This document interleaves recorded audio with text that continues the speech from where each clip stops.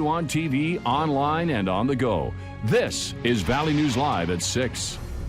We have breaking news for you as a convicted felon is behind bars tonight, wanted by federal authorities, and someone who barricaded himself inside an apartment in Moorhead for hours. The man's name is Miguel Cooley Jr. He prompted authorities to set up a perimeter near Romkey Park in South Moorhead. Valley News Team's Callie Hubbard was first on the scene and has been out there all day. She joins us now with the very latest. Callie? Andrea, Mike, it was an adrenaline-packed afternoon for many living and traveling through Romkey Park. Now, multiple agencies set up a perimeter, and they were out with canines, shields, and other assault rifles trying to get Cooley out of this apartment. I'm standing right in front of the apartment complex that he was arrested in just around 2:30. Now, U.S. Marshals say Cooley barricaded the apartment door. When officers tried getting inside, authorities finally broke in and got a woman and an infant out of the apartment. That's when Cooley ran and hid in the back bedroom. Officers started shooting pepper balls through a window, and Cooley finally surrendered about 2 hours later. One man I spoke with today actually caught this all on camera. He said he's never seen anything like it before. A female officer actually, she had to hide farther into the corner because she was getting the pepper spray. I just happened to be upwind her, I didn't get any, but. He's seen police come into this neighborhood in the past. Right now, Cooley is in the Cass County Detention Center, and he's going to be waiting for his first court date. But for now, reporting live in South Moorhead, Callie Hubbard, Valley News Live. All right, thanks, Callie. Miguel Cooley Jr. is no stranger to authorities. Coming up on Valley News Live 10 at 10, we'll have more on his criminal history and why that name, Cooley, has been in the news recently. Some light snow fell throughout the day in the metro area. Nothing to cause too much of an uproar, but you might want to take it easy if you're out driving tonight. Hutch is here with details and your No-Wait weather planner on this Thursday. Hutch? You know, just when the roadsides and the driveways were starting to get cleared of snow, well, it's back. It's a light dusting out there, but it doesn't take much for things to get slippery, particularly where the snow today covered up some icy spots on area roads. The cold air is up to the north and west and is on its way. And the light snow barely showing up on the radar, but here it is through the Central Valley, moving into northeast parts of South Dakota as well. For our northern communities, we are concerned about dangerous wind chills as we go through the overnight hours, as our winds gusting over 20 miles per hour at the present time are going to cause wind chills to be down around 35 to 40 below. Air temperatures will be dipping down into the very skinny single digits as we go through the evening with a cold north wind tonight. Our snow chances decrease late.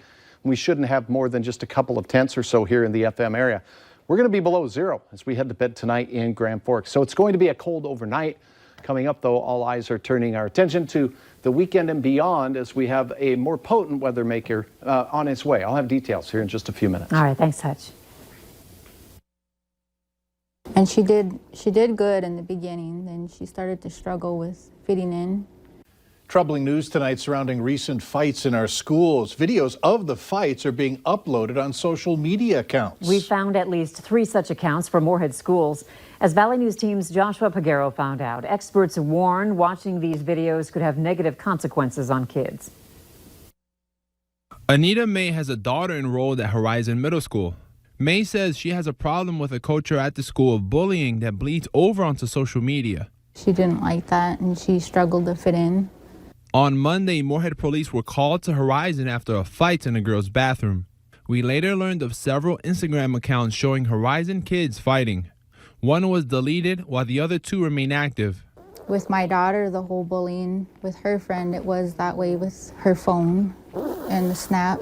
May says something needs to be done. It starts in your home, how you're going to raise your children and what you're going to hold them accountable for. While Moorhead area public schools did not make anyone available to speak on camera, they do tell us in a statement that they're aware about the inappropriate Instagram accounts, and they have contacted the company about taking them down. It becomes normalized, and to them it may even be considered accepted behavior because of something they've seen so frequently. Dr. Douglas Hess of Prairie St. John says early on parents need to teach kids constructive ways to handle adversity and disputes in the classroom. It's being consistent with parenting, following up with the school, making sure that the school's involved in holding people appropriately accountable. If you don't, Dr. Hess says it can lead to a downward spiral with problems emerging later in life. In Moorhead, Joshua Peguero, Valley News Live. We reached out to Instagram about the Moorhead social media accounts showing kids fighting, and they say they're aware of the accounts and will take action that's appropriate within their policies. We now know the names of the two people involved in a drive-by shooting in Mahnomen County on Tuesday. 19-year-old Nathan Kotz and 23-year-old Brady Wade have been charged with fleeing officers in a motor vehicle and felony drive-by shooting. When police arrived at the scene, they found a home and vehicle had been shot up. Both are set to appear in court next week. Two people are in jail tonight after a high-speed chase through several counties in the Northern Valley. It happened early this morning when police tried pulling over 41-year-old Justin Armstrong of Grand Forks and his passenger, 24-year-old Miranda Falcon. Speeds on the interstate topped 100 miles per hour. At one point, Armstrong continued driving after his tires had been flattened. Armstrong and Falcon are now facing multiple charges. Police are still looking for a stolen van involved in a high-speed chase throughout the metro earlier today. The vehicle was described as a purple Plymouth minivan with license plates 237LJZ. Now, we were able to confirm that the driver was wanted on multiple warrants. Authorities were still working to identify others in the van. Bemidji police are asking for your help finding this person of interest in an ongoing investigation. If you have any information about her, call Bemidji Police at 218-556-6706. You can reference photo number 429. Police say so far 7 people have been scammed out of hundreds of dollars after falling for Craigslist ads claiming to sell tickets to this weekend's Jason Aldean concert at the Fargo Dome. The victims tell us that the man behind it seemed legit, telling them that he would send tickets through StubHub or Ticketmaster if they sent money through Apple Pay or Zelle. Anytime they're asking you to transfer money before you've actually seen the tickets, that's a big risk that you're taking. Say no to Craigslist. It sucks because people do sell things honestly on there, but you'd never know. The Better Business Bureau recommends verifying your tickets before handing out any cash. We have a list of places where you can do that. Just download our Valley News Live app and click on this story. The Ann Carlson Center in Jamestown is temporarily closing as a precaution against the flu. Center leaders ask residential students to stay home from in-site classes. The shutdown is expected for a few days. The newest canine officer has died after just 2 months on the job for North Dakota's Bureau of Criminal Investigations. In late January, a veterinarian found heart problems in the 2-year-old yellow lab. The vet said that the dog wasn't in pain, but eventually faint due to poor blood flow. The dog, whose name is Hex, would eventually collapse at the Fargo office after helping with a search warrant. Later on Valley News Live at 6, we'll tell you about some snow-related fun at Island Park in Fargo.